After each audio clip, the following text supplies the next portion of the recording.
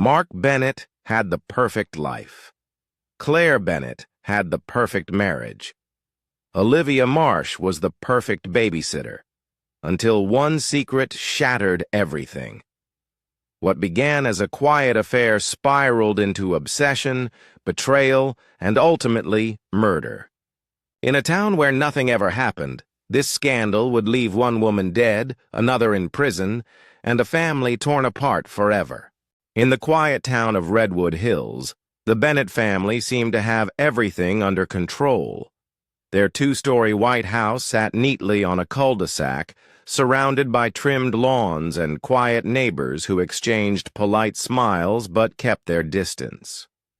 Mark Bennett was a man who turned heads, tall, well-groomed, and always dressed like he had somewhere important to be. As a financial advisor, he made good money and never failed to remind people, subtly, of his success. His wife, Claire, was his perfect match. Warm, polite, and deeply devoted to their children, she spent her days managing the house, attending PTA meetings, and running small charity events at the local community center. To anyone looking in from the outside, theirs was the model of suburban happiness. They had two young children, Emma, age 6, and Lucas, 4. Claire's world revolved around them, and she often said her proudest achievement was raising them with love and structure. But everything changed after the car accident. One rainy afternoon, a delivery truck ran a red light and crashed into Claire's SUV. She survived, but with a fractured leg and several months of recovery ahead. With Mark's long hours and no nearby family to help, they agreed they needed outside support.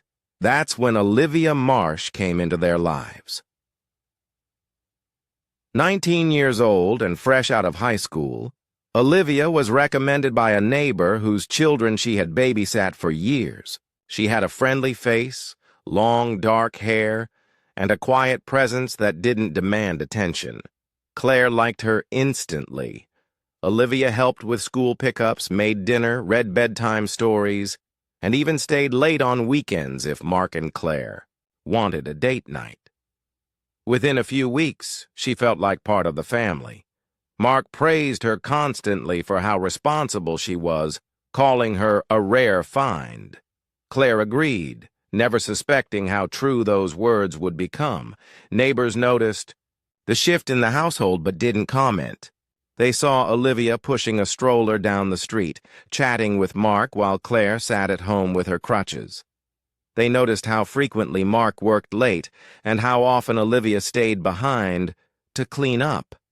Still, in a neighborhood where privacy was respected more than curiosity, no one asked questions. At first, Claire felt relief. With Olivia's help, the house stayed organized. The kids were happy, and Mark seemed less stressed. For the first time since her injury, Claire believed things would be okay. But there were little things, small, quiet signs that didn't make sense. A perfume scent that wasn't hers lingering on Mark's shirt. Receipts in his pockets from places she hadn't visited. A shift in the way he kissed her goodnight. Quick, distracted, almost mechanical. Still, she brushed the thoughts away. Mark had never given her a reason not to trust him. They had been married for over a decade, had 2 beautiful children, and built a life together. Surely, she thought, she was overthinking. But deep in the silence of the night, as Mark scrolled through his phone and Olivia's laughter echoed, faintly from the guest room down the hall, something began to crack. The change happened slowly at first, subtle enough that it could be dismissed as coincidence. Mark and Olivia began spending more time together under the excuse of house responsibilities. He offered to drive her home after late evenings, even when Claire was mobile again. He lingered in the kitchen after dinner while Olivia cleaned, staying just long enough for their casual conversation to grow too familiar. At first it was harmless, or so Mark told himself. She was young, energetic, and always seemed to laugh at his jokes. He found her refreshing, a stark contrast to the routine and repetition of married life. Olivia, for her part, wasn't naive. She knew what she was doing. She noticed how Mark looked at her when Claire wasn't watching. She wore slightly more makeup than usual, shorter shorts in the summer heat, and stayed close whenever Mark was near. It wasn't long before the teasing glances turned into touches, a hand brushing against his arm, fingers lingering a little too long. The line between playful and inappropriate blurred quickly. What started as attraction spiraled into something. Neither of them could stop. They began texting late at night, messaging under fake contact names, deleting their threads before Claire could ever see. Mark told himself it was just temporary, just excitement. He never planned to fall into anything serious. He still loved Claire, or at least the idea of their life together. But the thrill was addictive. Olivia made him feel young again, wanted, important. She told him things Claire hadn't in years, and in his mind that justified it. Olivia started pushing boundaries. She lingered in Mark and Claire's bedroom to fold laundry. She brought up Claire's habits during conversations, subtly comparing herself as more fun, more understanding. Mark didn't push back. The more she inserted herself into his world, the more he allowed it. Soon, they were sneaking kisses when Claire was in the shower, meeting in the backyard late at night and arranging brief getaways under the guise of errands. Claire remained unaware, at least on the surface. But she started noticing things. Olivia's scent on Mark's hoodie, lip balm that wasn't hers in the glove compartment. A pink phone charger plugged into the wall of the office. Each time she felt a spike of suspicion, she forced herself to look away. She didn't want to be the paranoid wife. She still believed in her husband, in the life they had built. But the silence in the house started to feel heavy. Then came the earrings. Claire was vacuuming under the couch when something shiny caught her eye. A small pair of gold hoops, too trendy and youthful for her taste. She didn't wear them, and she knew they didn't belong to her daughter. A rush of confusion hit her, quickly followed by something sharper. She picked them up, held them in her palm, and stared at them for a long time. Her hands trembled slightly, but she said nothing. Instead, she tucked them away in her dresser drawer. A quiet warning to herself. The doubt had now rooted itself in her mind, growing slowly. She wasn't ready to confront it yet, but she was done ignoring the signs. Something was happening in her home, and she was going to find out what. Claire's world no longer felt stable. The perfect image she had cherished for years now showed cracks too deep to ignore. She found herself watching Mark more closely, studying his expressions, his routine, the way he avoided eye contact when she asked simple questions. He had become distant, too polite, as if rehearsing every word. The warmth in his voice had faded. His smile didn't reach his eyes.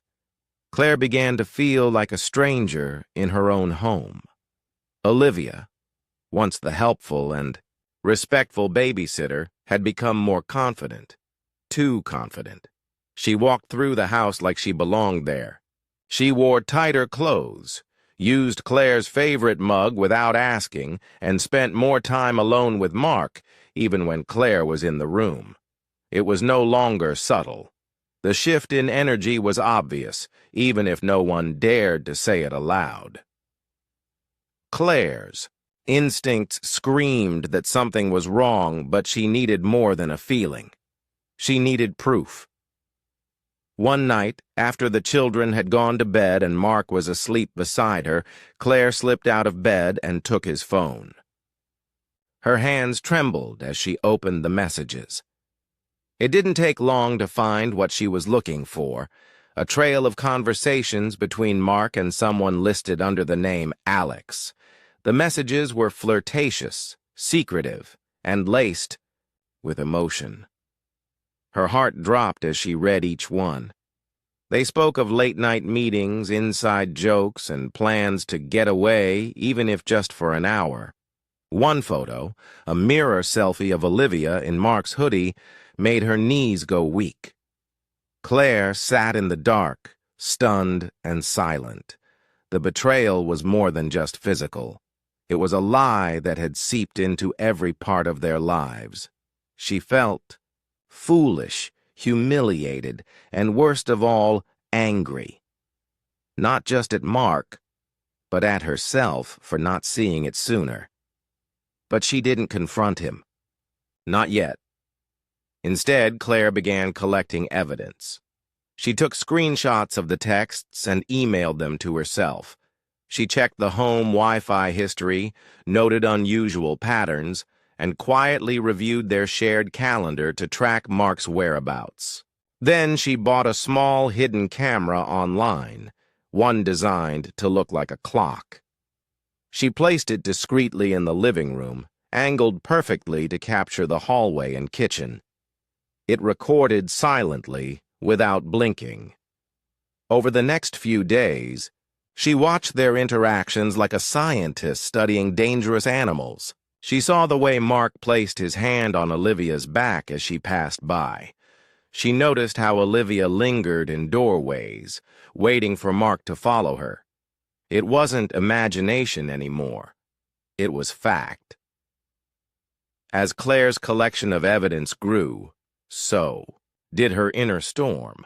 The calm exterior she maintained during breakfast, school pickups, and bedtime routines was now a mask. Beneath it, her mind raced with thoughts she had never dared entertain. She didn't just want to catch them. She wanted them to feel what she felt, the sting of betrayal, the burn of humiliation, and the weight of being unwanted in your own life. Mark thought he was in control. Olivia thought she was winning. But neither of them saw Claire's silence for what it truly was, the beginning of something dangerous. It was a gray, overcast Thursday, the kind of day that felt heavy even before anything happened. Claire had been quiet all morning. She moved through her routine like clockwork, folding laundry, preparing school lunches, sweeping the kitchen, floor twice even though it was already clean. Her hands worked steadily, but her mind was somewhere else entirely. She had made her decision. Weeks of watching, recording, and collecting evidence had brought her to this moment. She wasn't looking for justice anymore. She was looking for resolution, on her own terms. That evening, she told Mark she needed to pick up a few things from the grocery store. He barely looked up from his phone, simply nodding and muttering something about being home later than usual. Claire kissed the kids goodnight, grabbed her purse, and walked out the door. But she didn't go far. She parked just a few houses down, behind a line of hedges, and waited. The engine was off. Her phone was on silent. She had brought binoculars, a small digital camera, and something else, tucked deep into her purse, wrapped in an old towel. Rain started to fall gently, creating a light mist that clung to the windshield. Then she saw it. Olivia arrived quickly, stepping out of a rideshare car with an umbrella and a canvas tote slung over her shoulder. She looked relaxed, smiling as she walked up the driveway. Claire's breath caught in her throat. The girl didn't even knock. She used the side door, the one only family and close friends knew to use. Claire gripped the steering wheel tightly, her knuckles pale. She took a photo of the moment, time-stamped and clear, then watched as the lights inside the house dimmed. She sat in her car for nearly 40 minutes. Every second felt like an hour. The storm inside her was louder than the quiet drizzle outside. She thought of her children asleep upstairs. She thought of the life she had built, the years she had sacrificed, the trust she had placed in a man who now shared himself with a teenager. Something inside her snapped. Claire stepped out of the car, rain dampening her hair and soaking her sneakers. She moved quickly but quietly, sticking to the shadows. She waited until she saw a light flicker. In the hallway, Olivia now leaving. The door opened, and the young woman stepped out, humming softly, pulling her coat tighter as she walked toward the street. Claire followed. They met halfway down the block, behind the tall hedges near a neighbor's side gate. What happened in those next few minutes would never be fully understood. There were no witnesses, no security cameras pointing in the right direction. But Claire acted quickly, her movements guided by weeks of building rage. When it was over, she stood in the silence, her chest heaving, the rain washing away the blood. She dragged the tarp from her trunk and wrapped it tightly, then carried Olivia's body to the back seat. Her face remained expressionless, as if the act had already played itself out in her mind 100 times before. She drove to a quiet park on the edge of town, pulled into a deserted clearing, and left the body under a thicket of trees. She took Olivia's phone and purse and buried them behind her garden shed, deep in the soil under a bag of fertilizer. By the time she returned home, the house was dark. Mark was in the shower. The children slept peacefully in their beds. Claire changed clothes, washed her hands, and poured herself a glass of wine. Her heart had stopped racing. Her breathing had slowed. She was calm, terrifyingly calm. And by morning, Olivia Marsh was just another missing person on the local news. The next morning dawned bright and clear, the kind of day that usually lifted the spirits in Redwood Hills. But inside the Bennett household, a strange stillness had settled. Mark noticed it first in Claire's eyes. There was a vacant calm. That unnerved him. She moved through her morning routine with mechanical precision, brewing coffee, preparing breakfast, helping the kids get ready for school. She smiled when necessary, nodded during small talk, but there was something missing behind her expression. Mark chalked it up to stress, maybe fatigue. He never guessed what had really happened just hours earlier. News of Olivia Marsh's disappearance spread fast. By late afternoon, social media posts were circulating, pleading for help to locate the missing babysitter. Her family reported her absence when she failed to return home the previous night.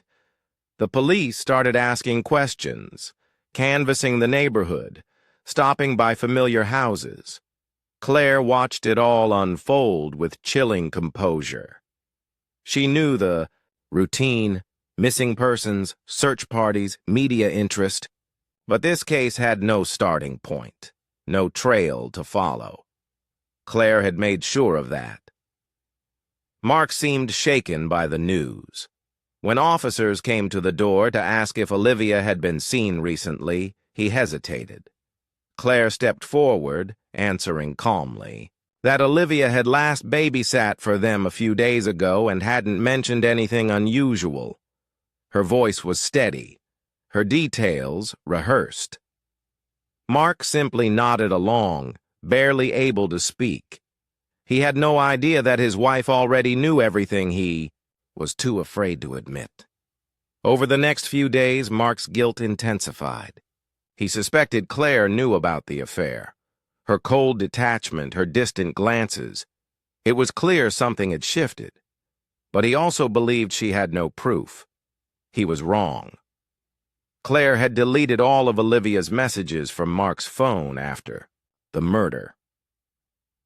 She erased browser histories, dumped the digital camera in a river, and even reset the home security system's memory card. Every trace of her planning had been wiped clean. Still, the investigation pressed on. A week after Olivia's disappearance, her body was discovered in a wooded park by a dog walker. The tarp had torn slightly, revealing a glimpse of the horror beneath.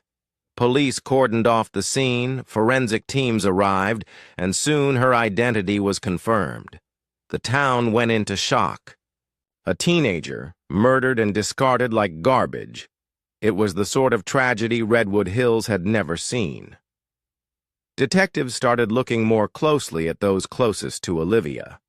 Her phone records, though water-damaged, were partially recovered. One number appeared more frequently than the rest, Mark Bennett's. When confronted, Mark stumbled through excuses. It was harmless texting, nothing serious, but it was enough to raise suspicions. Police searched the Bennett home with a warrant, turning up Olivia's lipstick in the glove compartment of Mark's car and a strand of hair on a hoodie in the laundry room. Mark was arrested 2 days later.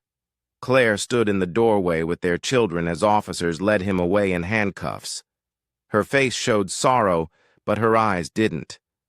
In the end, Mark took the fall for everything, charged with murder, obstruction, and tampering with evidence.